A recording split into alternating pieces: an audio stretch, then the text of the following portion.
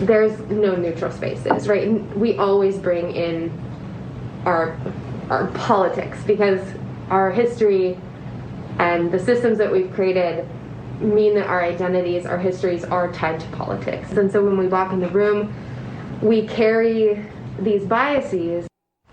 Well, there you hear a Seattle public school teacher openly admitting to bringing political bias into the classroom. But rather than getting upset about it, progressive parents and activists are taking aim at our next guest for him criticizing her.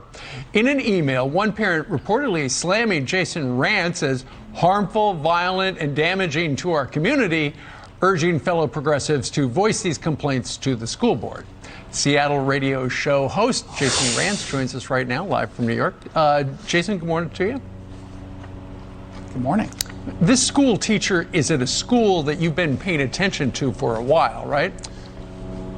Yeah, so back on September 11th, they decided to cancel a 9/11 tribute at a a football game, because they thought it might offend some students. So as soon as that got on my radar, I started paying more attention to the school. And frankly, a lot of students and parents and teachers at Eastlake High School in Sammamish, Washington, are sending me notes about how the school has drifted very, very far to the left. And then, as you just heard, that particular teacher, Shyla Hodgins, doing a podcast basically saying, yeah, we're bringing politics into the classroom, that there are no neutral spaces, which is, of course, absurd. A school is supposed to be a neutral space.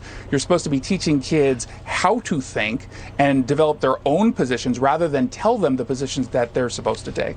Okay, so after you called out the teacher for saying that we always bring in our politics, what did the superintendent do?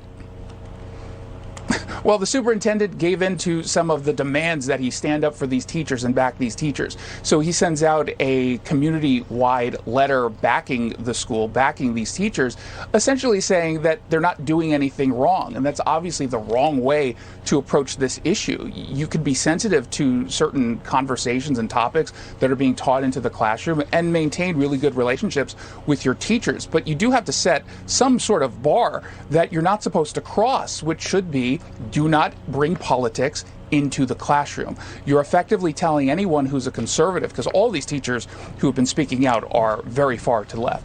You're telling the conservatives, don't say anything, out of fear you might get, dinged on a grade, on a test score, because you might take the wrong position. We can have academic freedom. We can have conversations about important topics. Right. We don't have to get into the indoctrination realm. And now parents are finally pushing back. And this is a school, teachers and a superintendent that are on the defensive. And so they're trying to silence anyone who pushes back. Mm-hmm. And you know what? We saw the pushback in Virginia. Is it now sweeping the nation? Is it impacting folks up in your neck of the woods in the Pacific Northwest? 100%. And I would say it's not just Pacific Northwest and Virginia. This is happening across the country. And during the COVID lockdown, when kids were learning remotely, parents were hearing what was being taught. They didn't stop any of that, the teachers. They're hearing the pushback, so now they're in the position of trying to silence anyone. Because, look, when you're accused of being violent because you criticize someone, or oftentimes a strategy that a lot of these teachers or schools make is, what's controversial about teaching about equity? They're doing that in a disingenuous way because they want to stop any pushback. So it's really, really important that parents are continuously paying attention to what's being taught in the classroom and aren't falling for this tactic to silence them. Yeah, all right. Well, it's impossible to shut you up. They have found out because I do talk for a living. You're exactly right. Jason, thank you very much for joining us with your point of view, and happy holidays. Merry Christmas. Thanks. You bet. All right.